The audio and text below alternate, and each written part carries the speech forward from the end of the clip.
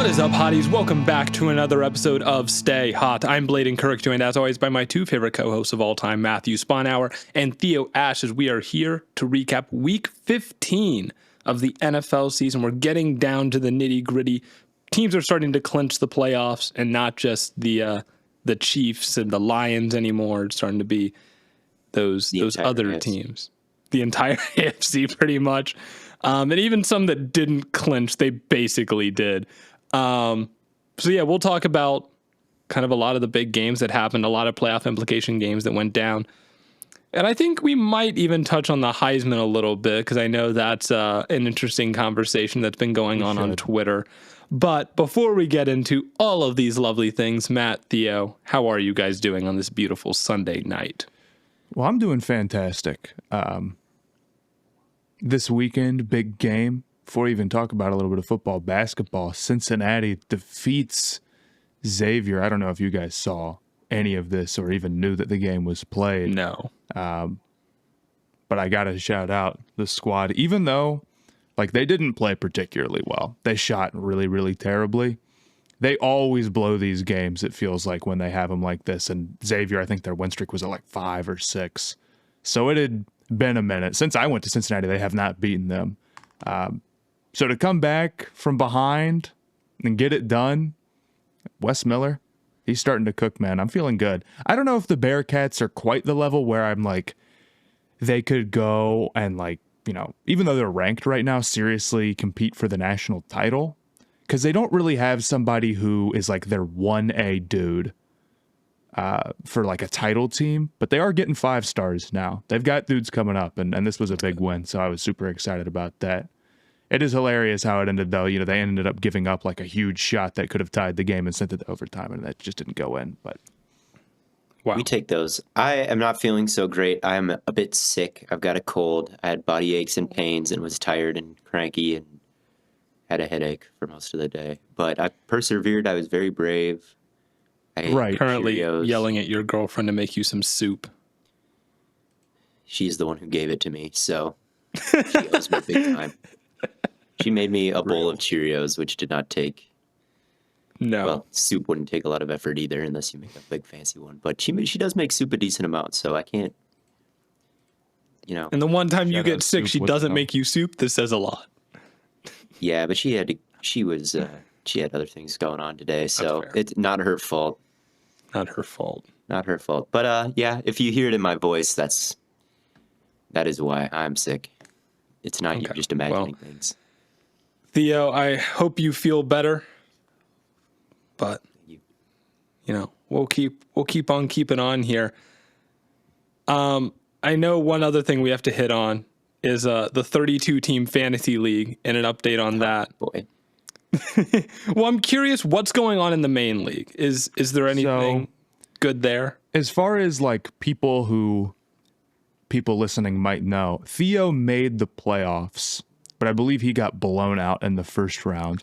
It's tough out here. That's how it goes. Well, Derek Carr was my one and only quarterback, so I didn't really stand much of a chance. Yeah, and that's the way that so much of this goes in the 32-team league, is that if you have an injury, it's tough, and you just have an injury. Mm-hmm. I was playing a relegation match. I had Dak Prescott and Nico Collins as my first 2 picks. Both of them were on IR for part of the season. So it's not been easy, but I'm set to win handedly because I was the highest ranked team in the Toilet Bowl, which is an 8-team reverse playoff. If you lose your first game, you get relegated.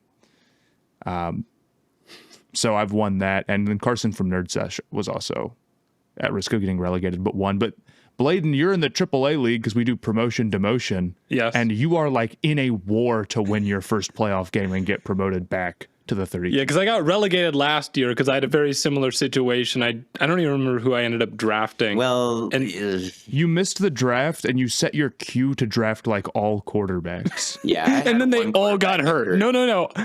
I drafted 3 quarterbacks and they all got hurt. Yeah, and it was also not a good strategy. It was not a good team build. Maybe not, but still, all 3 of my quarterbacks got hurt. What are the odds, man? It is crazy. But this year I was locked in the AAA league. I drafted a really good team, finished the regular season 11-3, the number 2 seed, and I'm in a playoff game against number 7. And yeah, my game basically comes down to I'm up 14, and I have Jacoby Myers and Daniel Carlson left, and he has Desmond Ridder in the Vikings defense. It's going to be... I mean, it's as close as it could get, dude. It's going to be a movie. It's too bad that Ritter's having his revenge game Monday night. Oh, yeah, man. And changing everything. Look, I need him to hit Jacoby Myers like 10 times. Not even, like, give him like 15 targets. And then we'll throw a couple picks to like neutralize any effect that Myers has. We will not be throwing a couple. And maybe a strip sack here or there. It's cool though. We won't throw a couple of picks though. But yeah, hoping to get back in the main league, man. That's the goal. I think you got it. I think I do too. Speaking of gotting it, Travis Hunter got the Heisman. He did. I was trying to transition into that. Lot of disrespect on Twitter that I'm seeing, and not even just on Twitter, but everywhere. Like people saying Ashton Genty is the people's Heisman, Travis Hunter is the media's Heisman. Nasty work. Whatever. Nasty work. Well, it's also a popularity contest at the same time. Right. I don't know. I think it's interesting that like he wins like the best defensive player award. He wins best wide receiver, the Biletnikoff, which looking at that also deserved. Like, I don't think he's the best receiver in college football, but to have the season that he did at Colorado, I mean, I think that's a very valid Biletnikoff award winning season. I don't see why he can't have the Heisman. I don't think he won the Jim Thorpe Award, which is for defensive backs, which is deserving. They actually got this right. Barron winning the Jim Thorpe Award is correct. No, yeah, he didn't win the defensive back award, but he won like best defensive. He won the player. overall defensive player award, just straight up. Award voting in college football, I know like nobody is ever happy with any award voting ever, but like in college football, it's particularly bad, I think. So you sort of get, and it's like different committees, so you can sort of get like nonsensical answers like this. I've been pro Genty all year. I've been rooting for him to win the Heisman the entire season. But when it came down to it, Team Genty wanted to argue nonsense. And it ended up being a really close voting award. And like, I know the voters can see the discussion around it. I don't think it helped him. I don't think the stats or snaps aren't a stats crap. Like that did nothing for him. That did not, like, obviously that's not going to convince anybody first of all, who is taking it serious. First of all, snaps are a stat. And if you're playing twice as many snaps as everyone else, and you're elite on all of them, and you're doing well, exactly. like, sorry. Yeah, it's a mix of things. I think early in the season, everybody had their hearts set on Genty because he was off to such a strong start. And I think there was a time where maybe some quarterbacks started to creep into the race, and then people were like, we are defending Genty, and he's going to win Heisman on our watch. I think that was kind of the mentality of a lot of people. And then all of a sudden, Hunter kind of comes up. Hunter was always there, I guess, but I just think that the defensive highs of Genty for Heisman was always from week one going to be insane. And he deserved all the votes that he got. And there's an argument to be made for him, but I think people just grasped onto it a little bit too tightly. And it was really just a close race, honestly. But it was silly, the arguments. I said, it felt like a good battle of good versus evil for some people, like the evil Travis Hunter, the evil media. And I think to some extent there is some media glossification of Hunter. Like, I wouldn't vote him for best defensive player or best defensive back. Like, I think Caleb Downs is a better DB than him. I think Barron may have had a better season, right? And again, this is more me looking at the numbers and watching every college football game, but I think that's a pretty valid take. And then on the offensive side of the ball, that I did think was deserved. The Biletnikoff. Yes. I think that he had a ton of touchdowns. I know he had a ton of touchdowns. He had a ton of receptions. He led his conference in those statistics. And this is just an overall observation of him. He has some of the best hands I've ever seen. Just, that is his superpower. All right. Gentry's got the contact balance. I saw the stat on the Heisman ceremony and people tagging me in it today. Gentry is first in yards after contact and first in yards and first in all these things. And when you looked at Hunter's stats on the graphic, it was like, oh, he's seventh in this, he's fourth in this, he's third in this, whatever. But the thing that Hunter is legitimately the best at is catching accurate targets. He's the best at that. Catching contested targets. He is the best at that. He has the highest passer rating when targeted of everybody in college football. Like, he just doesn't waste a single opportunity when the ball is thrown his way on the defensive or offensive side. And, the way he is able to just pluck the ball out of the air, win these contested situations, I mean, it is special. I saw a video of some of his, 7-on-7 high school highlights, which shouldn't count towards Heisman, obviously. But if you want proof that he has the best hands of anybody, watch those compilations because they are nuts. And then the stats this year back it up. Yeah. And I think that just comes with a lot of gravity. When you have a high-end skill that's good, that's that good, playing corner, people aren't going to want to throw it to you. All right? So they really didn't this year. And when he did, he made a ton of plays on the ball. And then on the offensive side, yeah, he made the most of all of his opportunities. He ended up having a hyper-efficient year. And I think when you lead your conference in touchdowns and PBUs, that's crazy. that is crazy. Yeah, no one does that. People act like he didn't have stats. It's like, those are two pretty big ones, scoring and putting interceptions together or PBUs or batting balls. And really the only two games where he didn't have a huge stat line was Kansas State, where he left, and Arizona, where he left.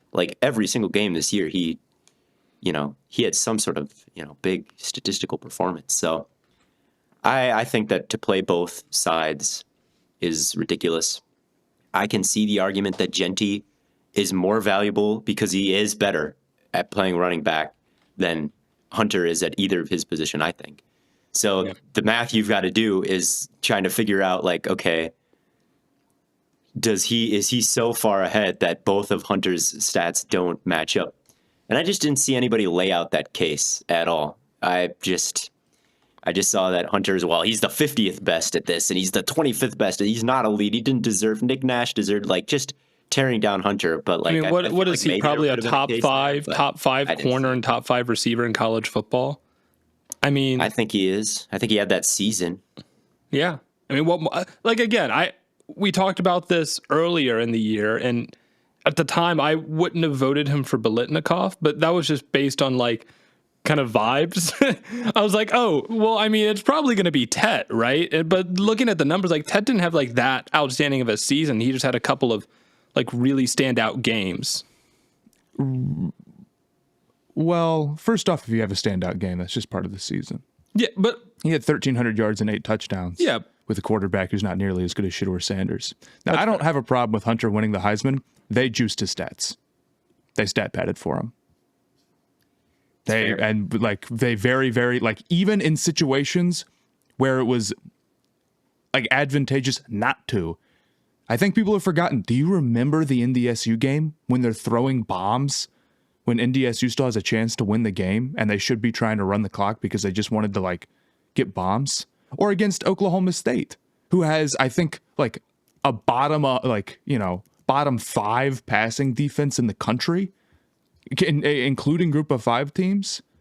Well, guess what? 6 of Hunter's touchdowns came in those 2 games.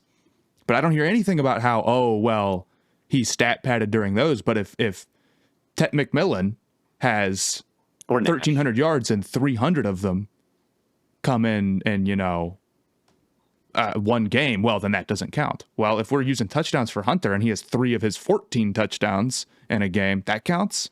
I don't know. I think fair. That's that wasn't taken into account a ton. And on top of that, I'm not expecting this out of the Biletnikoff. Again, I don't think that college football awards are voted particularly well. I think everybody has a chance to stat pad, I guess. Yeah, Gentry probably did too, Yeah, it's like I can't say that Nick Nash did or didn't because I didn't watch San Diego State all year. Right. Like I wasn't tapped into them. I won't lie. But I also feel like, it does struggle to take into account like situation where Hunter was in a particularly favorable situation to put up receiving numbers, and McMillan wasn't as much. I mean, that offense probably threw for 1,000 less yards than Colorado did. That's where I think EPA can kind of step up and help, though. Like, if you, like, that's a stat that measures your chances of winning almost before and after you make a play. So, like, if there's a 100-yard pick six, that's 14 points of EPA, because not only did you prevent a touchdown from being scored, you also scored your own. So that's about as valuable of a play as there is. If you catch like a pass and it doesn't really impact winning or losing the game, you don't get a ton of points of EPA, which is why I like that stat. And I know Hunter and McMillan were like very even in that regard. And again, I just think like you also kind of earned the right to stat pad a little bit. Like Josh Allen today playing the Lions, there's a point where they're on the goal line and they like shovel it to Khalil Shakir. Is there a part of them that's in their mind that is thinking like, oh, Lamar just had a 5-touchdown performance? No, dude, I was literally thinking the exact same thing. I'm like, you know what? I bet they were like, we should run the ball, but like, let's just give Allen this touchdown anyway. Maybe, but again, that's all speculation. But, if you put up a bunch of yards and it happens late in the game, maybe that's more to it than I thought. Hey, man, I do that in college I don't really have a 25 problem with all the Hunter time. winning it. I think it's a perfectly fair debate. But I feel like there's cases to be made against Hunter that haven't been as much. Definitely. Yeah, like I got negatively polarized by the Genty people. And you know what? I did too. It's like I'm like I almost want Hunter to win this, even though, and I'll admit I've been cheering for Genty the entire year. I think your point about like because you've been cheering for him all year, you want him to win. Like, yeah, probably. And I think he's a beast. And it's tough because it's like we got two great non-quarterback Heisman candidates in the same season. Yep. A lot of other years, Genty wins the Heisman. You can't always say that about the runner-up. So it's definitely disappointing in that regard. But it's just so annoying when it's like Hunter isn't even a good player, crap. And it's like, well, that's just not true either, man. Right. All this is to say I want the Panthers to draft Hunter. I feel like Hunter's...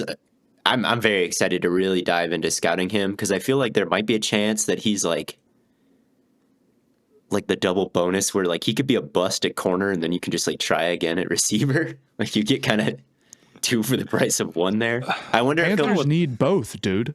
Yeah, they do. And I almost wonder if like at the beginning of his career you should play him like on 33% of the offensive snaps and like 33%. I don't know the ratios. But you should like kind of see where he fits it early, like where he's translating better, and then start to focus him more on wherever like he gets his kind of hot start. Because I don't think it would be a good idea for someone to play two ways full time over the course of an NFL season. I think you'll get hurt. But I do think like maybe early 17 games, it would be tough. You do kind of want to give him a shot at both just because like it's kind of hard to tell where you translate better. Mm-hmm. So you might want to be kind of even at the beginning and just not play him all the snaps or something. Yes. Yeah. All this to say, deserved Heisman. Proud of you, Travis. No.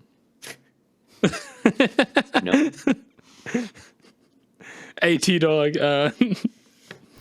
If you're like me, always looking for an edge in sports betting, then you know how important it is to have the right strategy. So when I heard that Masterclass had a class on beating the odds, taught by the pros who've made millions, I had to check it out. It's exactly what I needed to level up my game. With Masterclass, you can learn from the best to become your best. The platform has over 200 classes from some of the world's most successful professionals, and for just $10 a month, you get access to every class from high-stakes sports betting to mastering data-driven strategies. Masterclass is available available on your phone, your computer, or even on your TV. And for those looking to sharpen their betting skills, these classes are a game changer. Forget relying on lucky jerseys. Learn how the pros manage risk, evaluate data, and make tactical decisions. 88% of members say Masterclass has positively impacted their lives, and I think you guys will be no different. I'm confident that taking this class will give you the confidence and insights you need to make better decisions and sharpen your skills. Masterclass right now is offering up to 50% off. Head over to masterclass.com/stayhot to take advantage of this deal. Again,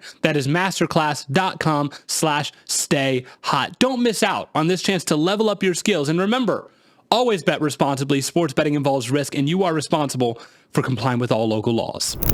I don't know about you, but I'm a huge fan of live events, whether it's a concert, a big game, or even a comedy show. The energy and excitement are unmatched. I still remember the time I went to the Browns game this year, and I got to watch my Browns beat up on the Baltimore Ravens. It was truly an unforgettable experience. That's why I'm always looking forward to making new memories, and Game Time makes it so easy. With Game Time, I'm able to grab tickets for any upcoming event using their new feature, Game Time Picks. It filters out all the extra stuff and only shows you the best deals on amazing seats, so you don't waste time. I found a super deal that was hard to beat, and the best part is you can see seat views before you buy. No surprise fees with all-in pricing, and the lowest price guarantee gives me peace of mind. If I find a cheaper ticket elsewhere, I get 110% back. So if you want the best deal on your next event, download the Game Time app, create an account, and use the code BLAIDENK, that's BLAIDENK, for $20 off your first purchase. Terms apply. Again, download Game Time today. What is it? Game Time. Anyway, do you guys want to talk about some NFL football? Yeah, let's do it. All right, let's start with Thursday night, shall we? Rams, 49ers. You know, I was really excited for my locks after this game because I was like, man, I beat the challenge, and then the Panthers lost today. So, yeah, happens. But Stafford, not his best game ever. But I don't know. I saw a lot of people saying, like, man, Stafford's really trying to sell this, and Purdy's really trying to sell this. And neither quarterbacks played particularly well. But I thought Stafford had some moments where I was like, dude, he's still, like, he might still be top 5. Like, even though he was 16 for 27 and had some passes that should have been picked off, I thought he mostly played well. I don't know. Maybe that's a hot take. There's a lot of underneath stuff. It was just very low risk, kind of low reward type throws that he hit. He's capable of more, but I think quietly the 49ers defense stepped up. I thought Drake Greenlaw coming back, I mean, I know that he was hurt for some of it, but I thought he was making a really good early impact. Like Charvarius Ward coming back after the tragedy, like I thought he played a really strong game. Like, this is still a talented unit, and I thought the 49ers stars kind of played like stars for a lot of the game and made things tough on the Rams. So I thought Stafford did like a very whatever job.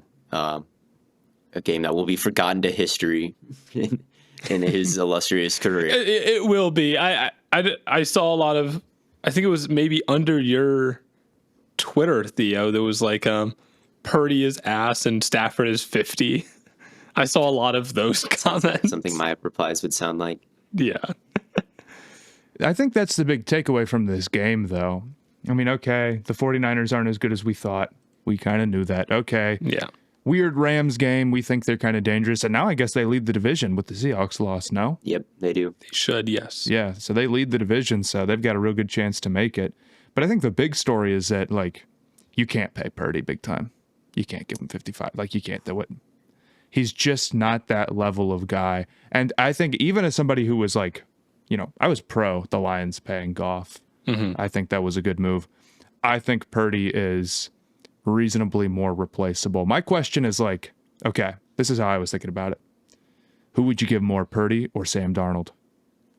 Well, I will say, we would have said the same thing about Goff when he was in LA. And maybe it's like, and they did pay him, and then they traded him. But like, it ended up being a mistake to pay him, right?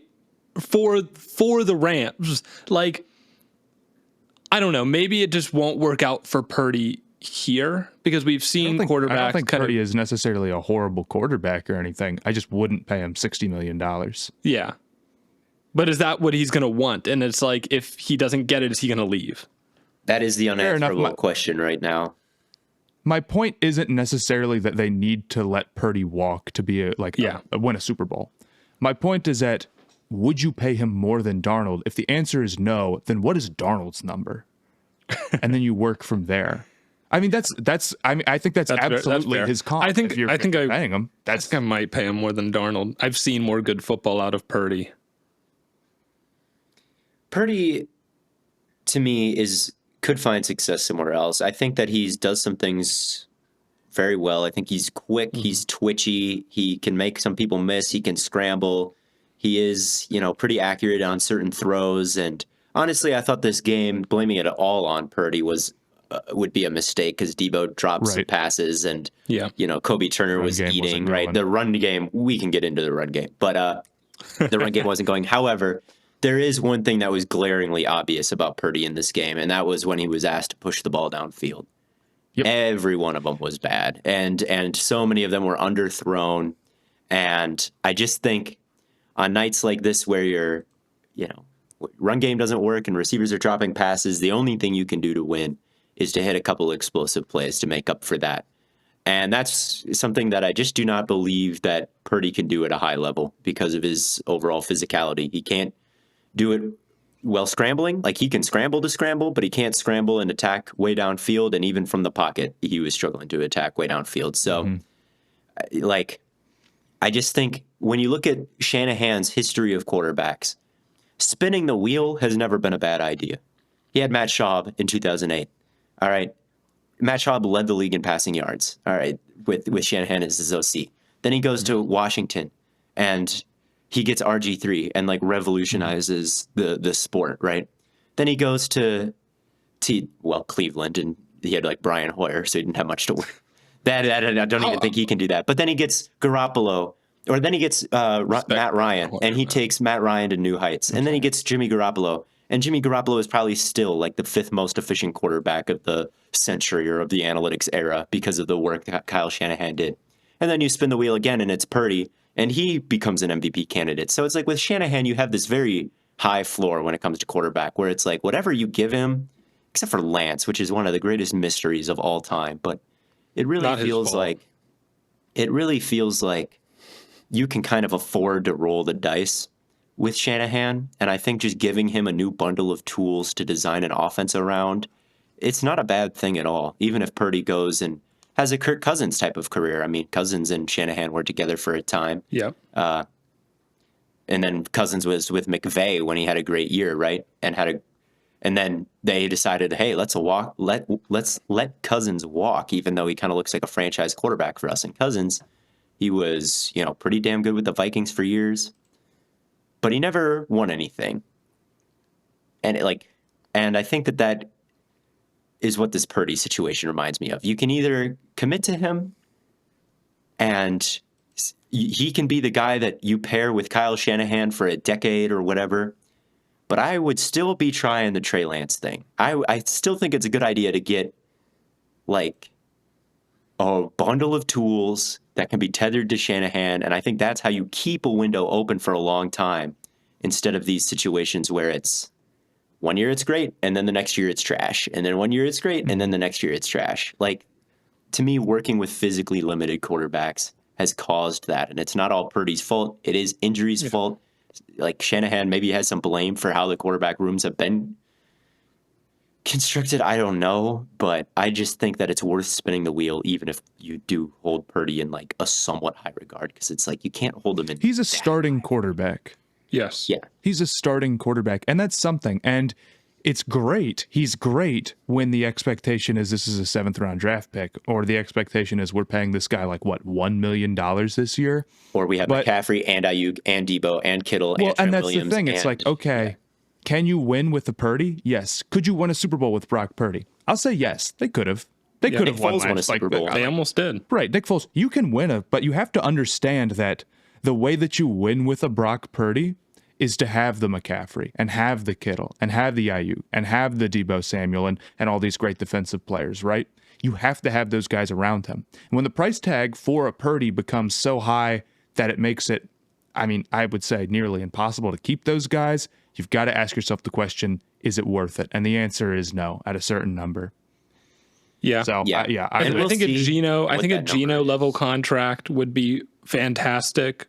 I don't know if that's going to be a number they settle on. But I'm looking at the 49ers cap space for 2025, and it is $65 million. Dang. Is that good or bad for 2025? That's a good question, actually. I don't know. I don't know where that ranks. I just looked up 49ers cap space. Theo, I can hear you typing, so I'm assuming you're looking up NFL cap space rankings. But I don't know. It's like if they wanted to go out and pay a lot of money for a quarterback, again, we talked about Dak Prescott. If someone wanted to trade for him, that couldn't be that might be an okay situation. I don't know. You think the Cowboys are going to blow it up? Tough to know. Would that be blowing it up, trading Dak for Purdy? Yeah. Well, That wouldn't be blowing it up. That would just be very weird. It would be very weird, wouldn't it? I don't know. And I don't know if they could. I don't know if I would draft a guy this year if I were them. I mean, depending on how the board falls. But like, I just don't. Here's the. I'm looking at it now, and it almost feels like the Raiders and the Giants are probably going to take somebody. Yeah. I mean, they're really getting down to it with like, you can't. It's been a long time. That's the problem is you can't draft him. But could you bring in a free agent like Darnold? You know, maybe. Yeah. Well, Maybe. and that's why I ask. It's like, what's the price tag there? Because you're not going to bring in. I mean, it's Aller, Sanders, and Ward right now that I think are like serious options without watching like a crazy amount of them. You'd have to probably trade up to get one of those guys. I don't think I'd rather pay Purdy at that point, honestly. And that might be part of the leverage of like how Purdy would get that kind of money is he's talking to his agent big time deals and be like, hey man, look, like who are you going to replace me with? Like you can either pay me this much or like not have a quarterback next year. Real talk. I would tell him to take a hike if he asked for I would, even though it's like, what do we do? I don't know. But I would find something. I mean, we had a backup that probably could have run the offense at a somewhat similar level, and we could have paid him $5 million. It was Sam Darnold, right? Like, and Sam Darnold is a free agent, and they've got JJ McCarthy behind him, so it's like they could bring Sam Darnold back. But is there another team that's more desperate for a quarterback that'll pay him more? I don't that know. Isn't going to draft. Bring in like Mac Jones and Shanahan loved him. What? They can make the decision again. Bring back Trey Lance or Mac Jones this free agency, or Justin Fields. The whole bringing back Mac Jones instead of paying Brock Purdy would be hysterical. Or not bringing in Mac Jones at a certain price point. Purdy was a 7th round pick himself. You know, I feel like you probably do choose to spin the wheel over pay Purdy $60 million. I agree. Yeah, but that just might not be what goes down. Like, there's definitely a happy medium where it's like Purdy gets a reduced deal to stay with San Francisco, and then we're all like, oh well, I guess that's fine. I could totally see that going. If he got the Daniel Jones deal, would you be upset with that? Definitely. That's like right on the line. Definitely not. I would not be upset if he got the Daniel Jones deal. I'd say, okay, that's fine. At 40? Yeah. Oh, yeah. Yeah. If he got the Daniel Jones deal, like, I think he'll demand more money than that. I mean, I do see the draft and I do see the free agents. Like, if he take the Daniel Jones deal, but I don't know why he would when he was an MVP candidate and went to the Super Bowl and, has. Well, the Daniel Jones deal was a bad deal. It was. Like, they overpaid him. So, like, not every quarterback who's better than Daniel Jones is going to get Daniel Jones money, you know. But I think between 40 and 50 million is pretty reasonable for Purdy. Like, he's a good quarterback. He's a starter. That's rare. It's tough to find a replacement. You get over what Goff was making, and I think Goff is also, like, dependent on the offense to some extent, but I do think he's better than Purdy. And if you start to creep towards 60 million, then it's like, I just don't think. I wouldn't. I would say no for 60. No, like you just can't get anywhere close to Josh Allen. Like it just doesn't make any sense to me. You're just not as good as Allen. Like, yeah. And you're you're substantially worse. All right, like you're just worse. And why would you get paid the same if you're not as valuable? Like, how does that make sense from a supply and demand perspective? I don't know. There's some sort of intersecting chart that it is off of. So, yeah, I think it wasn't all of his fault. Like, there are several problems with the offense, and the wide receivers did not have their best game, but it's just the lack of athleticism for me that makes me think like he can be overwhelmed when the situation's not perfect. And yeah, that's fair. But speaking of Allen and Goff, they played football today against each other, and Did they? Allen came out on top 48-42, back-to-back games for the Bills where they have had the highest scoring game of the season. That is a difficult way to live. You do not want to be playing like this many hard games and then go into the playoffs and have to play more hard games. That's a lot of hard games to win in a row. I mean, it's tough when your defense allows 40-something points like they have the last 2 weeks. But the way their offense has been playing recently, that is how I want them playing going into the playoffs. Well, yeah, you want the offense playing that well, but defense has to step it up at some point. Definitely. But they were really injured in their secondary today. Both starting safeties out. Like, you could definitely, some corners out. You could definitely be scared as a Bills fan. This one could be, a boat race on the other side. And then, obviously they gave up a lot of points, but at the same time, the Lions were playing catch up the whole game.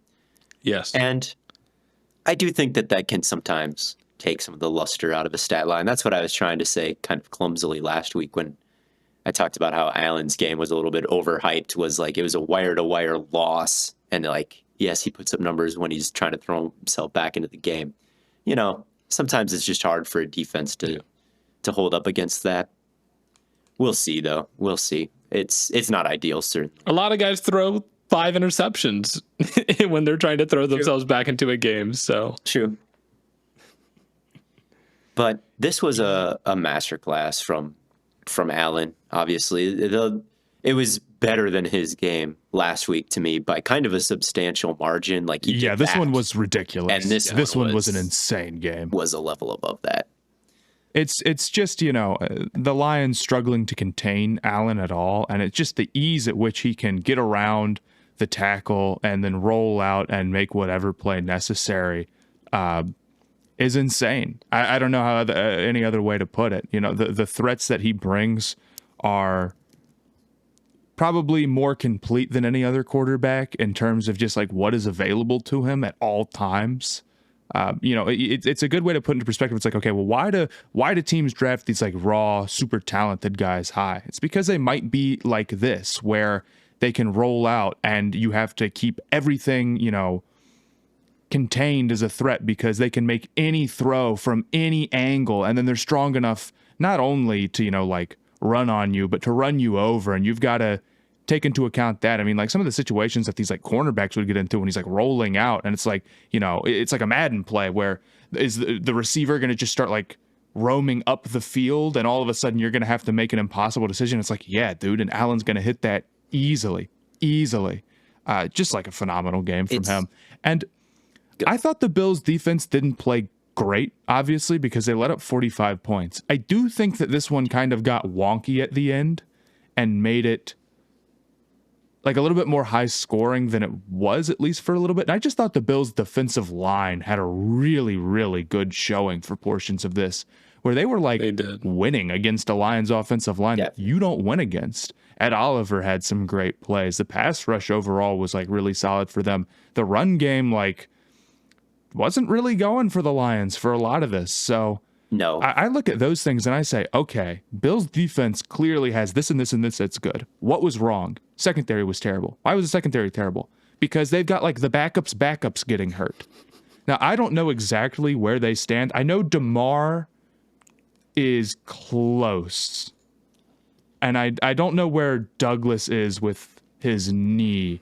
But if they can even get like remotely healthy in the secondary, the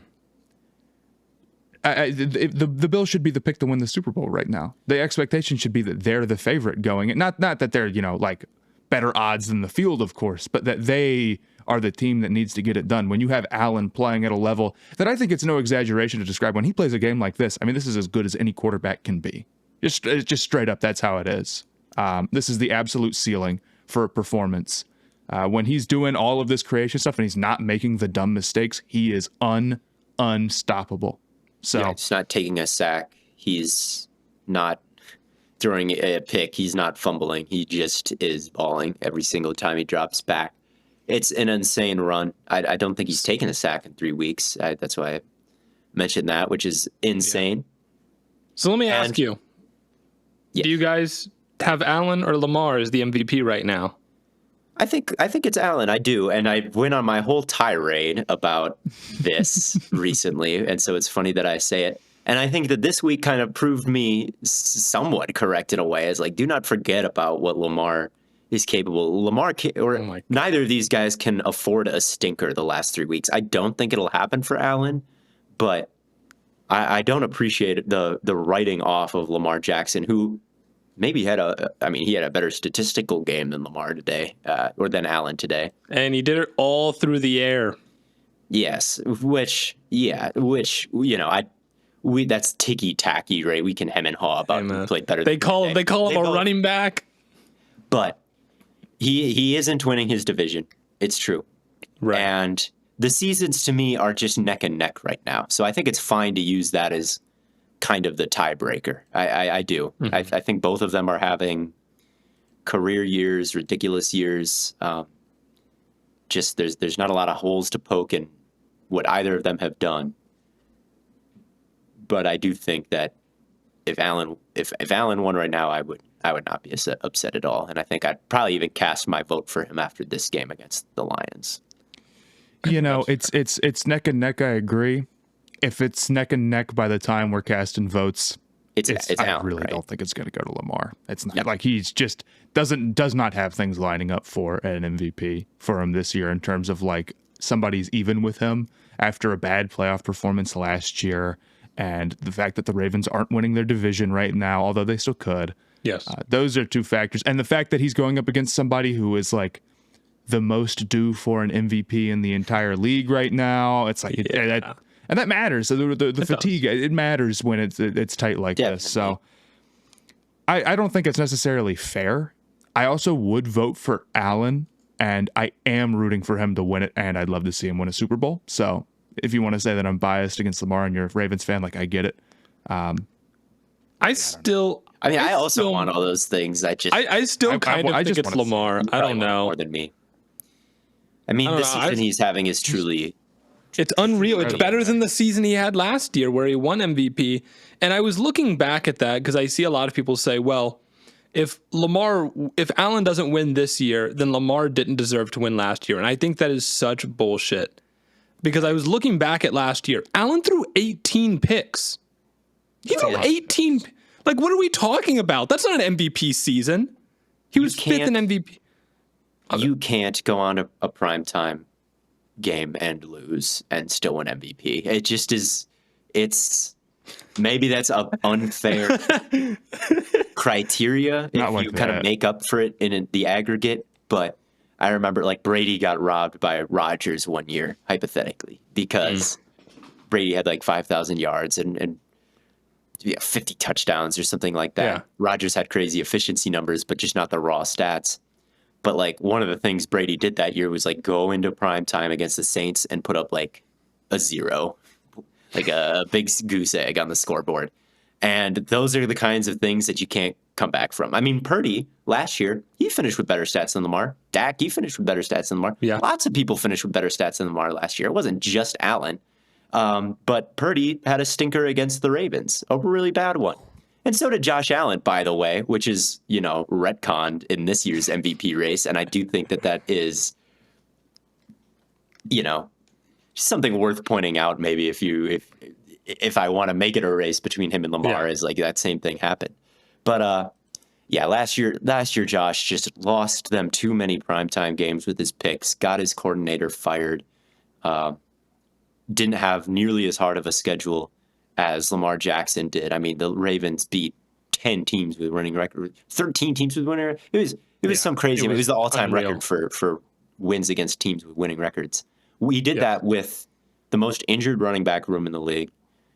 He did it with Mark Andrews missing half the season.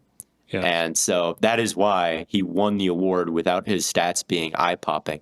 It's the same reason why Cam Newton won the award in 2015 instead of Carson Palmer. They were 15-1. Cam didn't really have any weapons. And Carson, when the Bruce Arians offense, had just crazy numbers, right? And Larry Fitzgerald, right? So the difference this year, I don't think that was a robbery. The difference this year, and why, like, if it's like Allen or Lamar, it's like both of them are having like very comparable, equally insane seasons, and so like, I don't know, to say if Allen doesn't win this year, that's like unfair. I think that's just crazy. I think both of them are same thing as the Hunter Genty stuff. Both very qualified MVPs right now in my book. Yeah, I'll give it to whoever plays better the last 3 weeks. Like that is where I'm at right now. I think it's very close. What are the Bills? But here's well, I'll tell you the Bills' schedule. It's Patriots, Jets. Okay, and Lamar's got the Steelers. So Lamar's got Steelers, Allen. Browns, or it's Steelers, Browns, and one other. Steelers, Browns. He's cooked if it's two AFC North games. It's Steelers, Texans, Browns. Ooh, those are home against the Steelers, very good. At the Texans, home against the Browns. If he outperforms Allen in those games versus Allen's schedule, I would give it. Oh yeah, he's the MVP. But if he falters through any of them, if they go 3-0 and Lamar plays great in all of those games, they would win that would win them the division probably. Would. And he would do it against like an insane, like a pretty insane stretch of defenses. Think he's got a chance to make it a conversation still. I mean, he did what he needed to do today, certainly. And potential conversation loading? No, I still hate that everyone's like... I was watching the end of the Bills game, and they're talking about the MVP race, and they're like, after this performance, it's definitely Allen.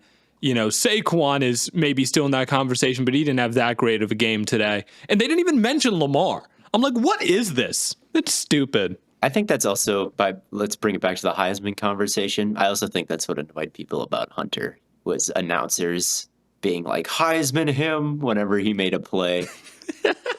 that definitely did happen, by the way, but he's still... No, I don't have a problem with them being like, give Allen the MVP.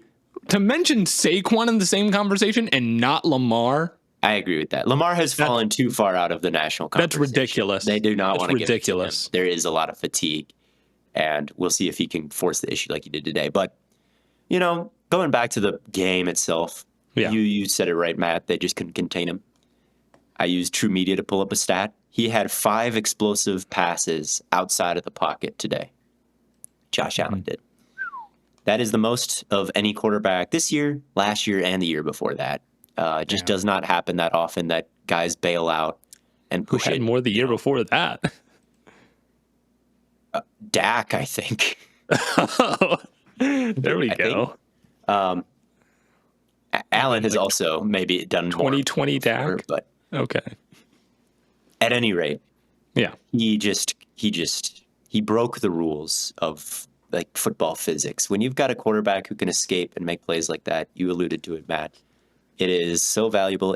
To me, it's 12 on 11 at that point, and that's why you go for the athletic guy. Because if you have a good pocket passer, it's 11 on 11 to me, right? Like, you know, he's just going to stand there and you got to get him, and he's going to scan and you got to cover. Or a game manager, all right, to use the derogatory term.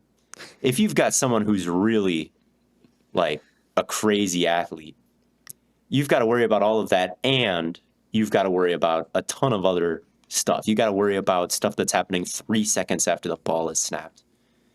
That to me is a whole extra player's worth of value, and you're like, it's like having somebody you just can't account for. Like, the numbers don't work. Yeah. Awesome. And on top of that, I mean, like, his placement on a lot of throws is amazing too. I mean, down the field, he had that one that he hit early to Ty Johnson. That was just an incredible throw. You know, I think Ty Johnson had like 100 yards in this game or something crazy. Let's see. And on top of that, the Bills' run game was quite good as well. Shout out to James Cook, who had a couple of really nice runs. He had one where he kind of got stuffed and then navigated his way to a 4-yard gain. I'm like, okay, like he's kind of, it was sort of an aggressive run that I feel like gets a lot of hype that I didn't see too much about. He had another one where, I mean, he was breaking through to the second level, and I forget who, but somebody like dove at him and grabbed one of his dreads and like yanked his head back, and he ran through it, stumbled, got back up, and ran for a touchdown. I'm like, damn, dude.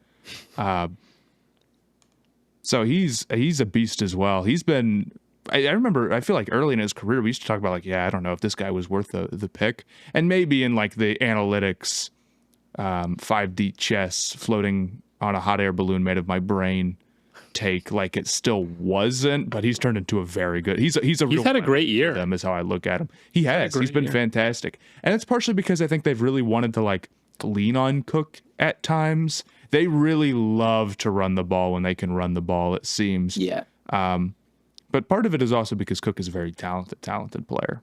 Yeah. It's their whole formula. Get big, get an extra offensive lineman in there, and then run every scheme under the sun. Duo, zone, power, counter, pitch, trap, everything involving Allen. Like, I don't even know the terms for the runs they use because I'm not a coach and I got to brush up. But it's everything, man. It's absolutely everything. And then here's an interesting stat. You said that Ty Johnson had over 100 yards, Matt.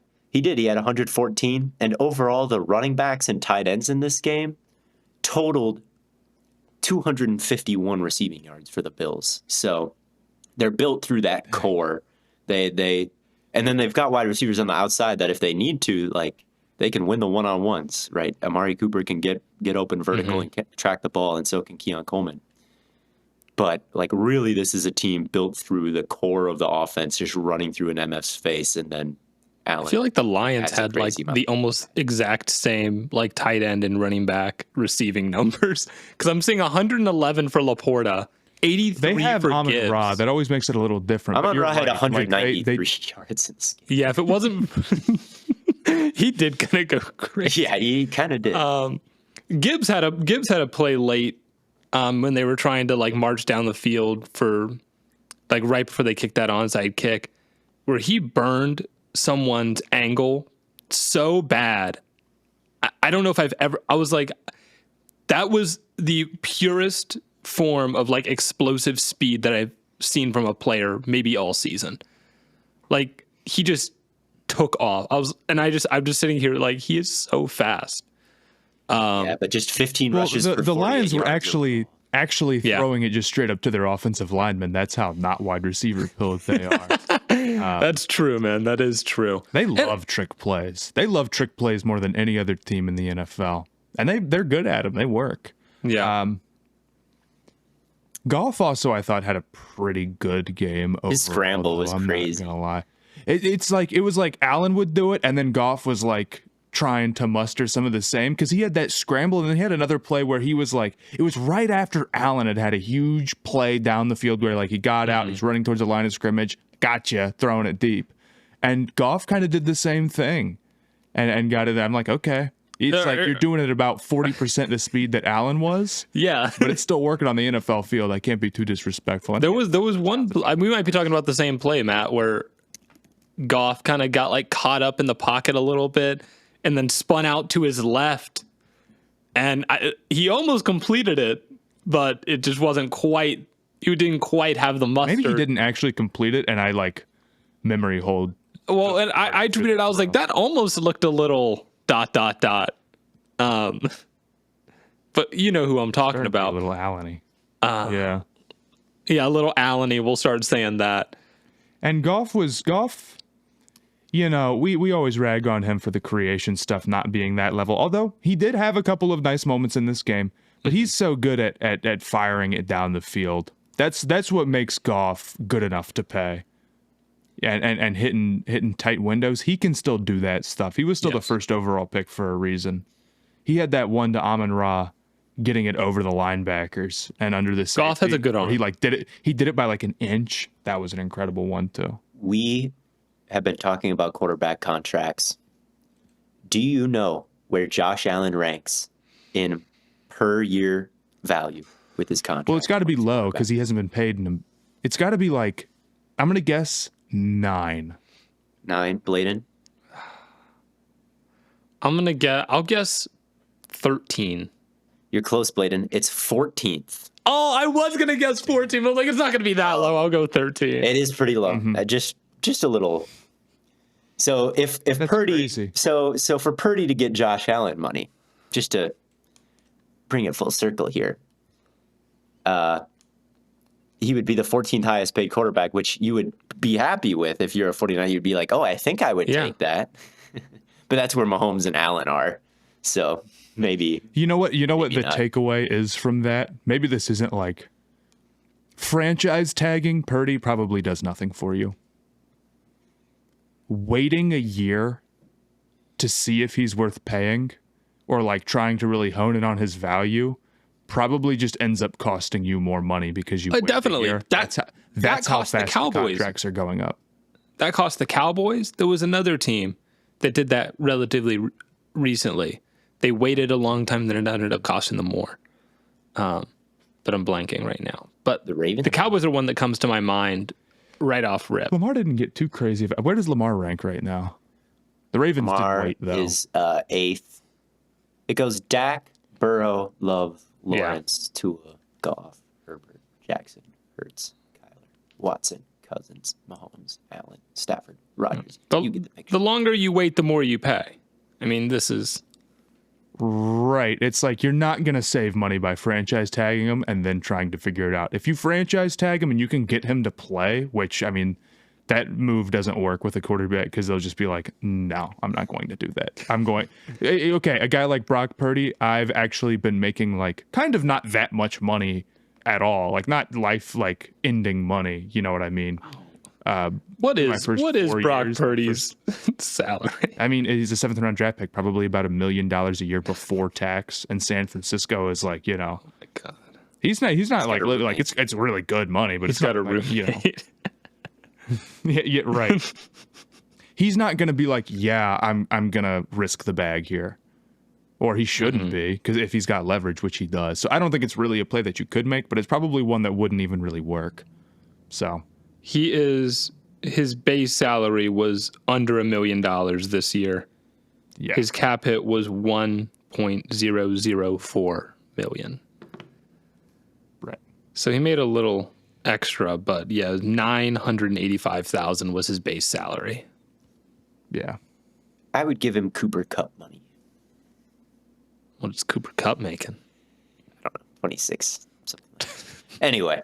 He can make more than 26. Anyway, the Lions are hurt. That's the other big storyline. Defense. Yeah, Lee McNeil went down.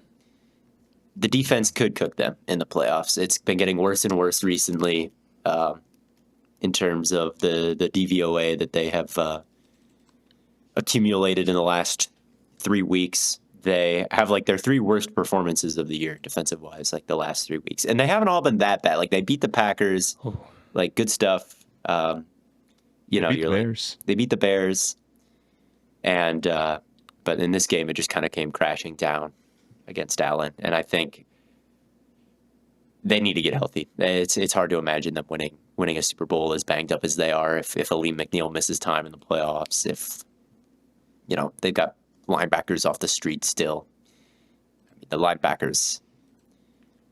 If Ty Johnson has 114 yards against you, your linebackers suck. Pretty easy. Yeah, I'm looking at their defensive depth chart right now, and let's just say it looks like a Playboi Carti album.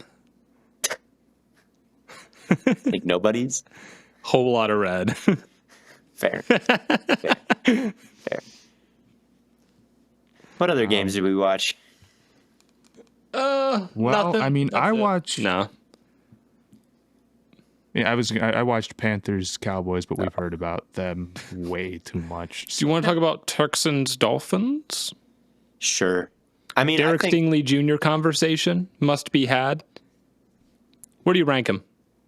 We're sensing potential Derek Stingley Jr. discourse. We'll get back to you with any updates. I don't know where I rank. Where do I rank him? Pretty dang high, though. Pretty dang high. Is he higher than Sauce at this point? I think he's having a better season. He's having a better Yeah. season. I mean, those rankings can change, but I think I'd rank him. I mean, I think I'll say I think Pat is 1. I agree. No. Yeah. Probably.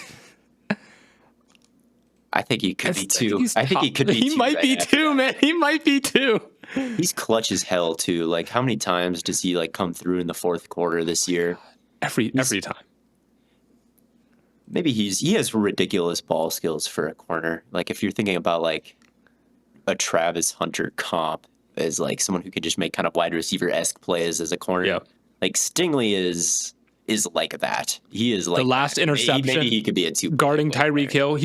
Tua was going here no matter what, but it wasn't like he was a safety that read to his eyes and like jumped in front of it. He was in man coverage against Tyreek Hill, went step for step with him, turned his head, turned his whole body, like twisted to catch this ball with his hands. And then he had to like rip it out of Tyreek's hands. I mean, just absolutely beautiful work. Yeah. Everything about that rep from start to finish was textbook. Yeah, he's unbelievable. Zone, man, just the range that he's got starting last year when he was picking off those like seams in cover 3. He'd like come over from his deep third and pick off the seam. He'd be like, what? And he just really hasn't slowed down since then. This Texans defense, man, I can't quit the Texans because they have the formula that you need to win the Super Bowl, which is coach, quarterback, defense. Like, if you've got those 3 things at a high level, you're probably pretty good. And the Texans just do. And when Will Anderson and Danielle Hunter are on the field together, they have like the best defense in the league by EPA per play, the highest havoc rate by far in terms of creating sacks and interceptions and fumbles and stuff like that. We saw a lot of that today. Mm-hmm. I know the offensive line is miserable. I 100% understand that. And there's lots of things that they could do to lose, but they have the pillars that you need to win a bowl, and the Stars balled out today. They're kind of Ramsey in that way, except the expectation for the Rams was like it would be cool if they were anything, and the expectation for the Texans is like if they don't blossom into a Super Bowl contender, that's disappointing. So when we look at like a deeply flawed Rams team that has a lot of like the core pieces there, we say, that's, oh my God, they could be a real threat. You know, it's the playoffs. It's a couple of games. If they get in there, you don't want to see them. And when you look at the Texans, they have a lot of the same core pieces. You know, they had some moments where they looked really bad when they had a lot of their star weapons out, right? Yeah. But ultimately, like, you get them in there, you know, that's there's other maybe like really great contenders. And maybe partially is because the AFC is better than the NFC. In terms of like its top teams, but I think not that they're the exact 1-to-1 same team. They're pretty close, but I think the Texans defense is way better than the Rams, but the Rams offensive line isn't the liability that the Texans is. Like you said, Matt, they're flawed in certain ways, but they've just got those. Again, that's what it is. They're a flawed team that has a lot of the core pieces there, where it's like you can see with the Rams, it's like, okay, they got the coaching, great, but like the pass rush and the coach and the quarterback and the weapons, and it's like, well, that can get anybody any game. They can get anybody any game. Texans, they might not be perfect if we're talking about their chances of going on a 4-game run, which is the expectation for them, right? We talk about what we're nervous about. When we talk about the Rams, it might be a similar level of flawed team, but we're talking about them in terms of like, what could they do in 1 game? What could they do in 2 games to knock someone out? Yeah. And reality is, if you're good enough to knock out somebody in 1 game, you're good enough to go on a run if you can just get the breaks to fall your way. So I agree. Houston's a threat. Yeah, and then Tua is the other big storyline of this game. I've just never been proven wrong, all right? Like, that is my thing with Tua. Every big game hate watch, if you want to call it that, hate watch, is successful for Theo Ash FC. Like, when is he going to prove me wrong? That is what I am wondering. Yeah, I saw Nico kind of hang up the Tua towel today because he was at this game. What a miserable game to be at, isn't it? Yeah, he was pissed. Like, he made a TikTok. He was like, he was pissed, dude. He was like, I spent hundreds of dollars to watch Tua shit the bed. I think he opened the video with Tua Tagovailoa just pooped his pants, man. Right in front of me. He pooped his pants right in front of me. Made me laugh. It did make me laugh. I was like, what an intro, dude. But he did. He did. And he did. Tua is what I fear paying a quarterback. Like, what can they do? I mean, Tua is the worst to me of all the highly paid guys right now by far. Yeah. What does he do well? I mean, I guess I know. He gets the ball out of his hands. He hits the It's digs. the anticipation, yeah. It's the anticipation. But, like, in terms of body and mind, like, neither of those are high level with Tua playing football. He just throws so many horrible picks. I mean, this idea that he has, like, A+ anticipation all the time and, like, reads the game like nobody else. I've done interception reviews for 3 years now. He is the worst of the worst every single time I do. I'm like, well, there was an invert Tampa 2 safety that dropped down, and you just threw it right to him. It happens a ton with him, and it happened today. Or yeah, it's not even anticipation anymore. It's just timing. It's too much anticipation. It's like, we're just going to rip this. Like, this is where he's supposed to be, and then he throws it, and it's like, oh, there's a defender there. Yeah, you had to look. I mean, he holds the ball for over like 2.4 seconds, and like the play severely takes a downturn. It's the opposite of Josh Allen, right? It's if Josh Allen is the ideal quarterback, like Tua is just can't do any of those things. And so then could he be Brady or Burrow or Herbert or Peyton Manning or like those pocket passers that don't scramble as much? Like, he can't do that either, because those guys all have big arms and they don't throw like the dumbest interceptions you'll see week in and week out. And Tua has that problem. Yeah, it's rough, man. And I just don't know what you do moving forward, because it's not even that it's not even like, part of it is that he's just not been a great quarterback. But the other part of it is you have to work so hard to protect him. Like, there's so much of your offense that I feel like you can't access, or not even your offense, but just like of an NFL offense in general, that is inaccessible, because you're like, well, if he takes one more really bad hit, he may never play football. Like, he won't play football again. And we've been saying that I know for like a year now, but still, like, it's something that you have to think about and plan for. And I think when you talk about like him making bad decisions, the lack of options that are open to a guy because of maybe some limitations like that can lead to it. Yep. Even if on a play-by-play basis it maybe doesn't seem like it, the less that a guy is able to do, the more that like a smaller set of things have to be able to work for him. Yeah. So like, when you don't have a big arm and you aren't particularly mobile and you aren't a big creator, you have to be able to be like getting the ball out quick, and the anticipation has to be super great. And you've got to just spam those things and lean on them so much that eventually they will fail you. That's not enough to be consistent. I think that he can have better games and better moments than this, obviously. And there's times where what he does works out well. But at the same time, it's like, you were trying to win a Super Bowl. You can't deny the numbers. Yeah, you can't deny the numbers in big games. You can't deny them. They're terrible. It's been really, really, really bad. So I don't know. I don't know what was it last year? They were winless against teams above 500. Was that the stat? I think so. And I'm not sure. It was something. It was bad. It was bad. It was bad. And how about this? So when you've got the Dolphins and their scheme, not only can you do less with that in terms of play design, like you got to tailor to Tua. At this point, they're just easy to game plan for. I mean, they're so easy to game plan for. And everybody knows what coverage to run. It's cover 2. They see such a disproportionate amount of cover 2 compared to other teams in the league. Is it cover 2 man or zone? Zone. They get it 26% of the time, according to True Media. The next highest team gets it 17.5% of the time, which is the Texans, by the way. So the cover 2 battle. Why do you play cover 2? Because you jam the receivers, you get a bracket up the sideline, you get that like Tampa linebacker who's like patrolling the middle, or a safety if you want to invert it, right? It's just a good coverage against what the Dolphins run. And they see it all the time, and they lose every big game. They see it in big games, and the defense works. So you've got this quarterback that is just so clearly hamstringing you that defenses are, I mean, truly outlier stuff playing this coverage against the Dolphins. Like, you guys know how Z-scores work? Blaiden, you probably do, Matt. I do. Do you know Z-scores? We've all taken Say a stats Z-score before, to me, I'll haven't see we? if I know it. Z-score. So Z-score is like, let's say, you know what a standard deviation is, right? Like, Yeah. Yes. so one standard deviation above the mean, the Z-score is 1. Okay. And 2 standard deviations above the mean, the Z-score is 2. And then you're really getting into outlier territory if you're 2 or above in your Z-score. Of So course.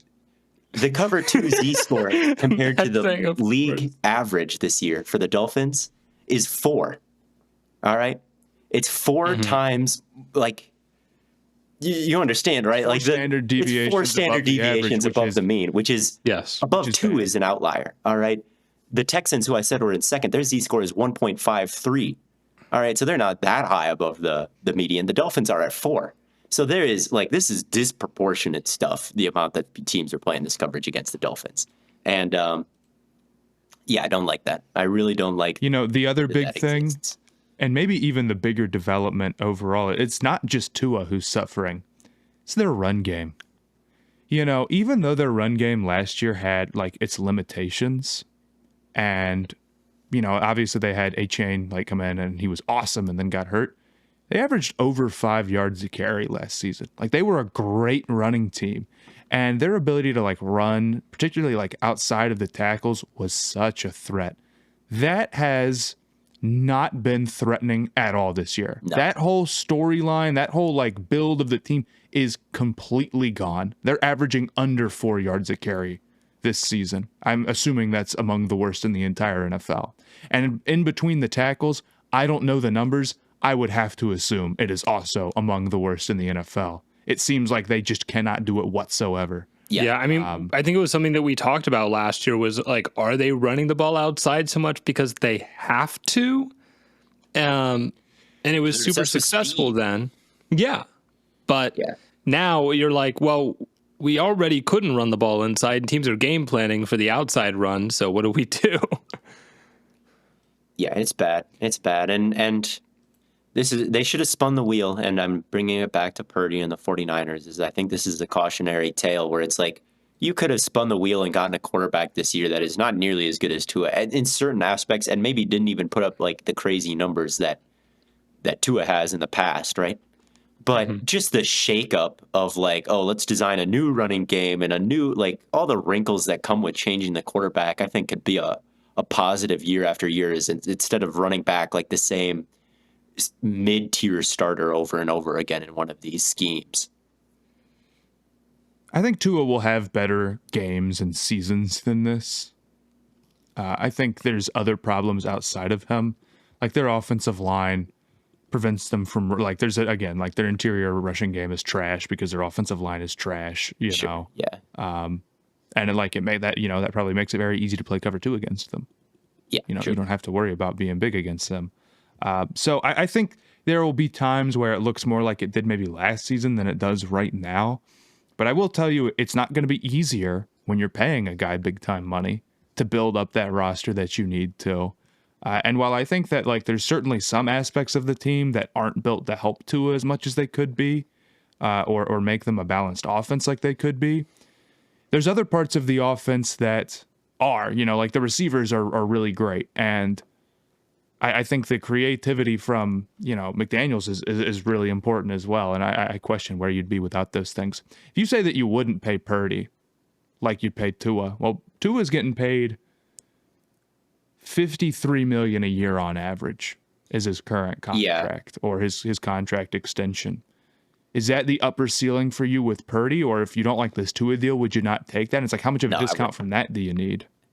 I need a substantial, because it's been a disaster. You're stuck with this quarterback now where, in my opinion, has shown nothing that can get you to the Super Bowl. Now, I think that Purdy is better, and he has shown some things that he can, get to a Super Bowl. He has performed better in big games than Tua ever has.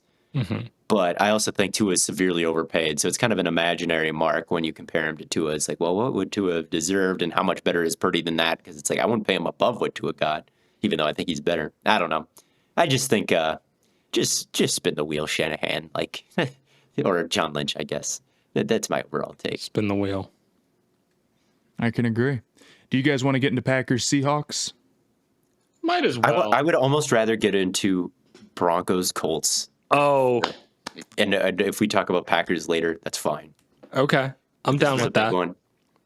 Broncos, this had a lot of playoff implications. If the Colts won this game, they would have 100% controlled their own destiny. Well, they would have needed, I think they would have needed one more thing to shake out, but it would have been like a very, They would have had a real. it would have been like a real shot for them to make the playoffs with a favorable schedule going forward. This was their hardest game. And for the first 3 quarters, I thought they were handling business. Going into halftime, it was 13-7. Going into the fourth quarter, it was 13-10. And then the Colts just shot themselves in the foot every chance they got. There was every chance they had to kind of extend their lead or prevent the Broncos from building on their lead once they ended up taking it. They just shot themselves in the foot. There was the Jonathan Taylor fumble at the 1-yard line, which, again, this is a play that happens, I feel like almost every week now, that it should have happened one time ever and then never again. And it keeps happening. Ridiculous. It happened twice today in the NFL. How? One by Jordan Battle. Rest in peace, the agenda, I guess. And then once by Jonathan Taylor. The other plays that happened, there was a Michael Pittman fumble. There was a 60-yard punt return that they allowed. I'm missing a big one.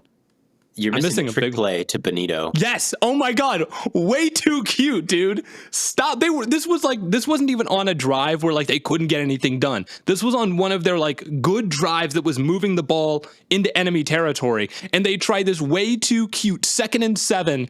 Like, what are we doing? Double pass to A.D. Mitchell back to Anthony Richardson. And A.D. Mitchell has to like switch up his clutching of the ball. Like he didn't catch it clean enough to like throw it right back. Just awful, awful stuff. Awful stuff. Like, Anthony Richardson didn't play a great game. He threw 2 picks. Both of them weren't. They weren't great throws. He played a bad game. He did play a bad game. But he was not the reason they lost. I stand on that.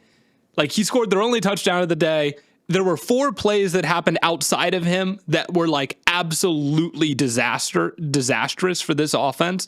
And then, like, for the 60-yard punt return, it was like their defense was playing great all game, and then they put them at, like, like in the red zone immediately.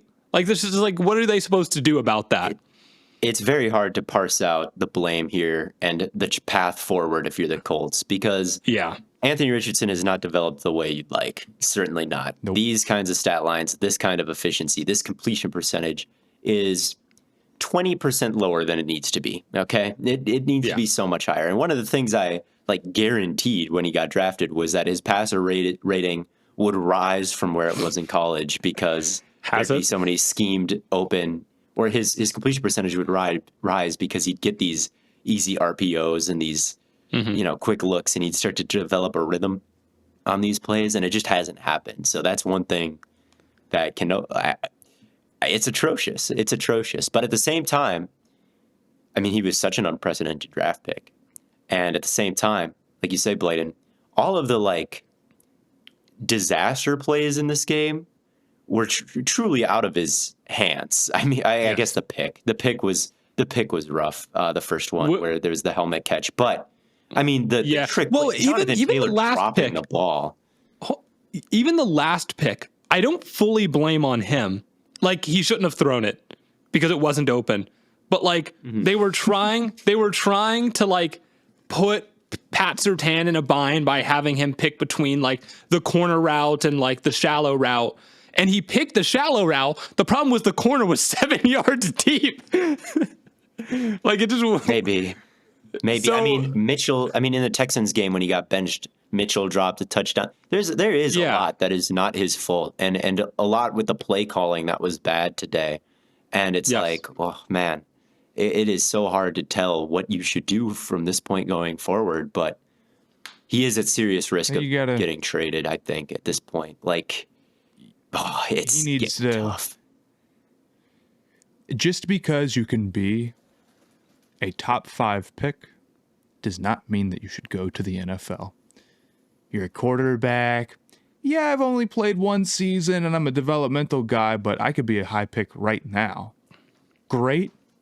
The return rate on those guys We've seen a couple of them now. Not good. It's not good. Anthony Richardson has not even played 25 games since leaving high school. No. Not enough. Not enough reps. Trey Lance could never get into a game, basically.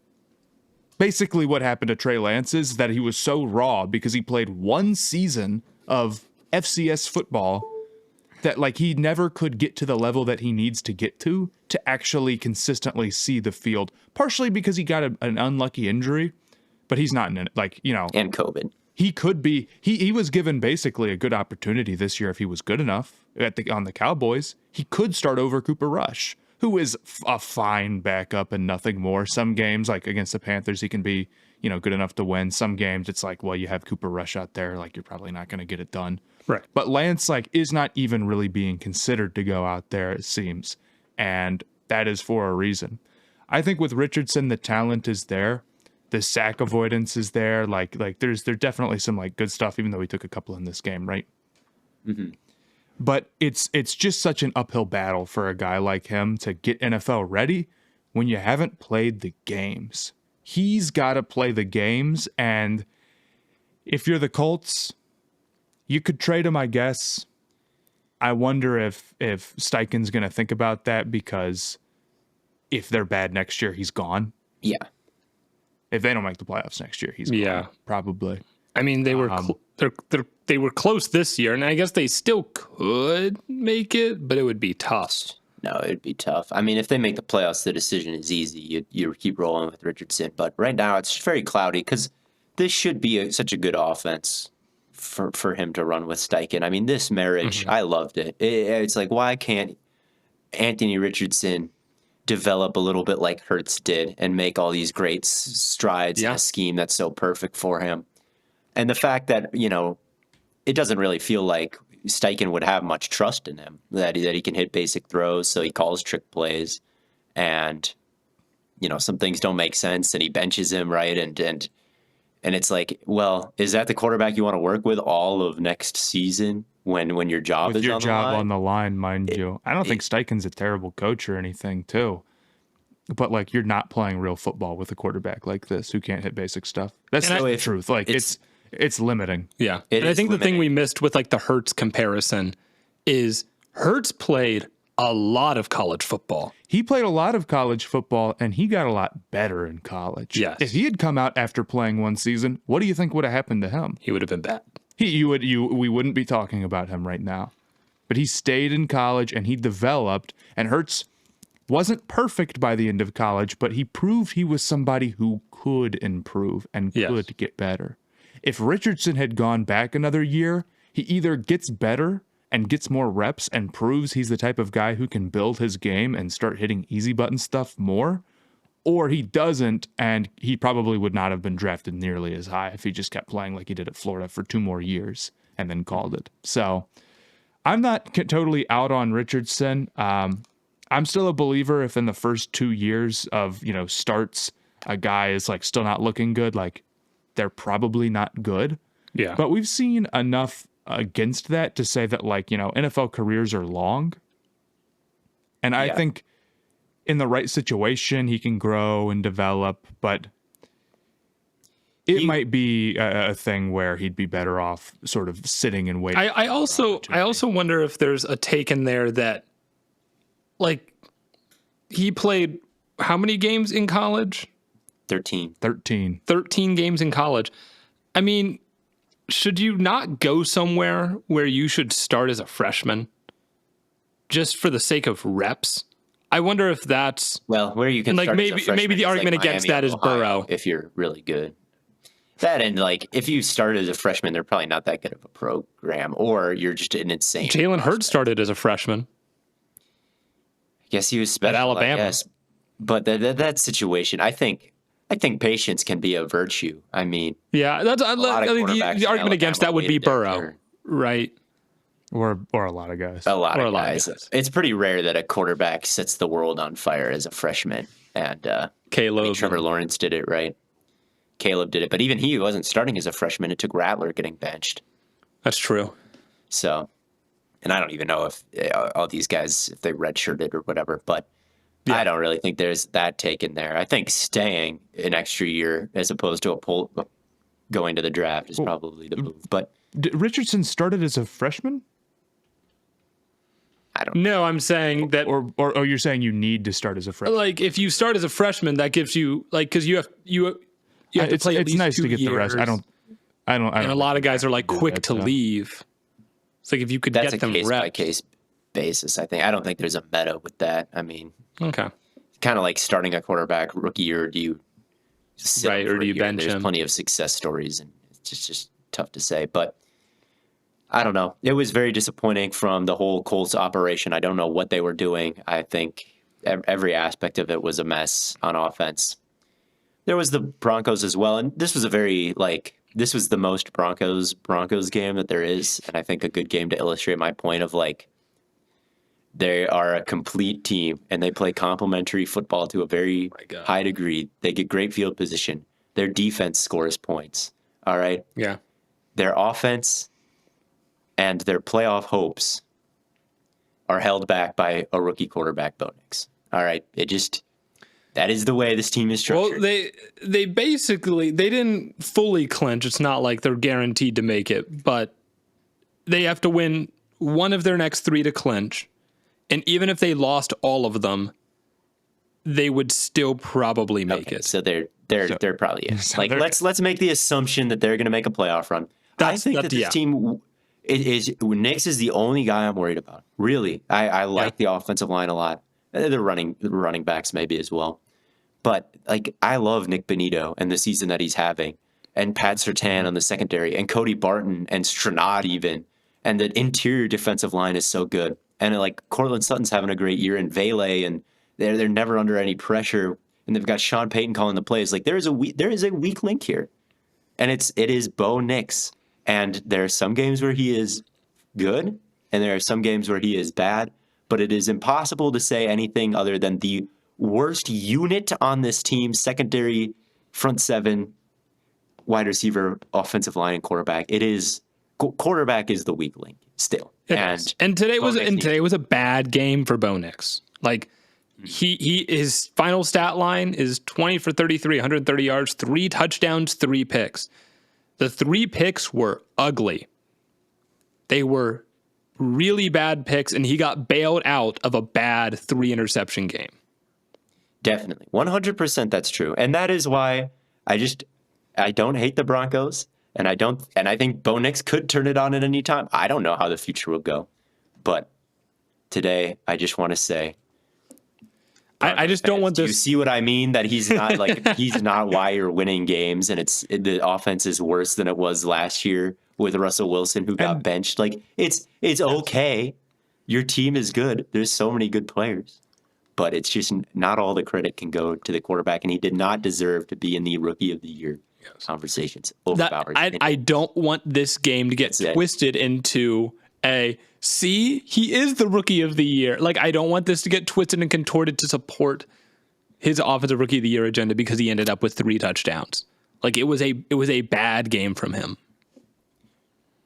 But he did bounce back. He did bounce back in the game. I agree with this take in the sense that like a lot of the offensive Rookie of the Year stuff is like, well, he's leading the team to the playoffs when last year they weren't. Yes. And it's like, I'm sorry. If you're saying that, there's no choice other than to be like, that's not what's happening. That's not what this team is. I'm sorry. And it's not. And I think Bo Nix has been up and down, but like, I agree. Like some of these interceptions that he had were brutal, man. They were really bad. And I again, we've talked about it ad nauseum, but his low moments are lower than like all the other quarterbacks in the league outside of like Jameis. Honestly, that is the thing that always strikes me when I've watched his season is like he somehow doesn't make a ton of mistakes. Like he doesn't take a lot of sacks. He doesn't. Yeah. He hasn't thrown a ton of picks this year. Obviously, today kind of changed that. But like some of the things he does are just so head scratching. It's like this is stuff that only the worst of the worst quarterbacks do with some of the footwork, some of the decisions that he makes, some of the moments that he has. And that he needs to eliminate those like the lows being as low as they are need to get better, because if the team ever, gets worse around him or more gets put on his plate, like the touchdowns today. One was Sean Payton moved the pocket and then they leaked the fullback out backside, like free touchdown for Knicks there. One was a double move where the guy was wide open, right? Like Yes. There are some, like, not that a double move is a training wheels thing, but there are training wheels on him in this offense. So I think that if you were to, and it's why I won't apologize for the take, is like, what happens if he has to take a step forward in terms of what's asked of him within the scheme, or like the defense falls off and he's playing from behind more often than he has this year? Could it be like really brutal? I still think like he hasn't shown me enough where I think that he's immune to that at other points in his career or in the playoffs, but he did bounce back. I think his arm talent has surprised me a little bit, and just athleticism has surprised me pleasantly in a good way. So, it's not all bad. Clearly he deserves credit. Like, it hasn't been as bad as I thought. He's pushed it downfield more than I thought. I thought it would be like, oh my God, he's throwing it 2-3 yards in front of the sticks on third downs. Like, I thought maybe we'd see that. He'd be a coward, and he's not quite It's not that. historically low ADOT. Yeah. I still don't love the player there. And I think even though they got the win today, it's in spite of the quarterback play for a lot of these. Oh yeah. It is. I'll also give a quick shout out to the Colts defense, probably their best performance all year, despite a loss. Zaire Franklin looked absolutely fantastic. And they're kind of facing an uphill battle with the injuries along their defensive line right now. I don't know. I do kind of think you can run close to the exact same team back next year with a better result because of how much has like gone wrong. As far as injuries, as far as like Richardson getting benched and then like coming back, there's like a lot of weird things have happened this year for the Colts that I do feel like. Is Richardson getting benched a weird thing, or like he was playing bad? Like Well, that's just him being bad. The Colts are just not that good right now. Yeah, I feel like they haven't had a particularly weird season. They've had a lot of injuries, I feel like. Yeah, I think maybe their injury luck could be a little bit better.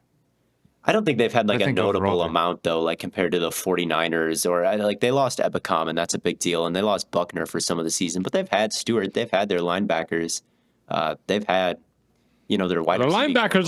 Their linebackers haven't been the first half of the year. Their linebackers were not playing well. Zaire Franklin, but that's turned not it around. Unlucky. You're saying that they could get way better next year. It's like because you like these players, like. No. It was. I feel like this group of guys can be better for the whole season next year. Like I don't think they have to go into next year and be like, well, we have to like replace everyone. We have to replace Richardson or replace the linebackers. Yeah. They're not a like maybe they could use some help in the secondary, and yeah, they're in the hunt. So again, they're in a tough situation where it's like, is it time to blow it up? Because they haven't shown a lot. They're in a bad division. They have not competed with the Texans, and like we thought they would. Anthony Richardson hasn't had a completion percentage like above 50% like twice all year. Maybe he's done it one time. So it's like it's gone bad. I don't know why Colts fans would feel good about next season. It's like, well, maybe. All the optimism was this year, and they fell way short. So yeah, can you run it back? On one hand, they're also their offensive line, if I remember correctly, is pretty banged up. Yeah, and it has. But I think it's pretty typical luck-wise for a normal team. The Browns, I guess, the Packers have been unlucky. Well, they haven't really been that unlucky, honestly. But I don't think the Colts have like Ryan Kelly's on IR. And, if the Colts had a ton of unlucky things, they'd be like the worst team in the league right now. Like, I think. I'm just saying they're more unlucky than I think we give them credit for. Are they unlucky, or are you trying to defend your pro Colts take? I'm just saying, man. Like, how many games do you? Look, it was a lot of like bad things of shooting themselves in the foot. I'm not saying it was like all bad luck. I can agree they had some injuries. I can't go as far as them having a bad trick play is unlucky. that was on Steichen, man. I don't know what he was cooking. I have no idea what he was cooking there.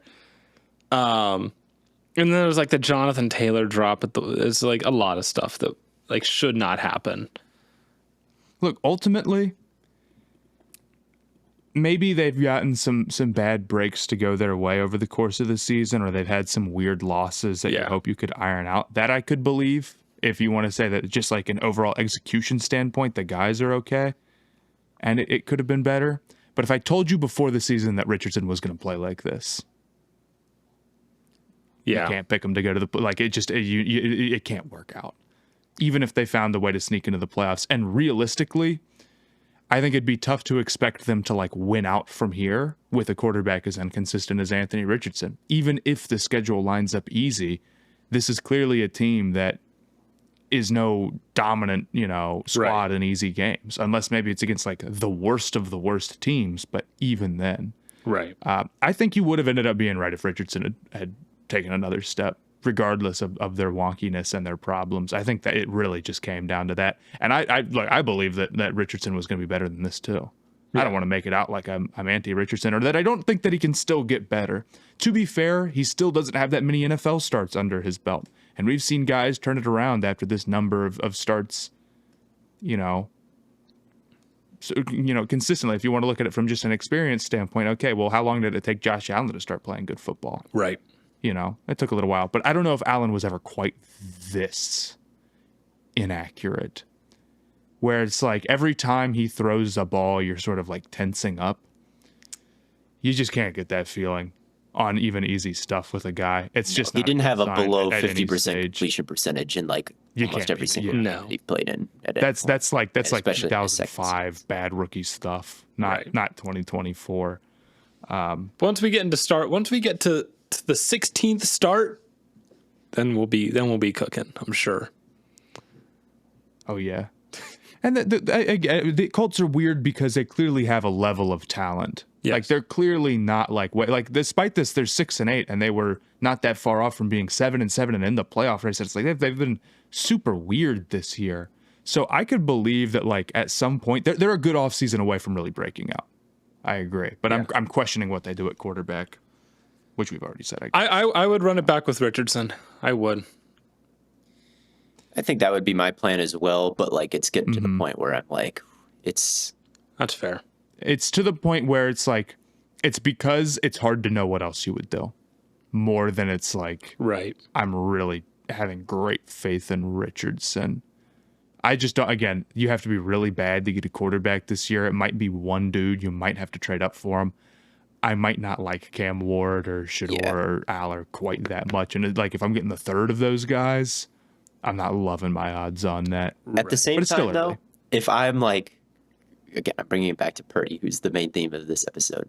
If you're the 49ers and you want to like spin the wheel and get like some flame out from somewhere else, I am dying. I'm dying hoping that the Colts say Richardson is available and that can be my reclamation project. Because if that's not what they do and they say we're giving him a full other year or we still are starting quarterback, be like, damn it, now what do I do? He's kind of the best option. You've got to have a very serious plan B if you're doing that at the bare minimum. And I fear to think imagine a world 49ers trade for Richardson. They let Purdy walk. I'm taking Richardson. It doesn't work out. What do you think 49ers fans are saying? That would be probably one of the maddest fan bases. At least we try. I don't know. It would be funny to because of what happened with. Do you remember? Don't worry about it. Listen, man.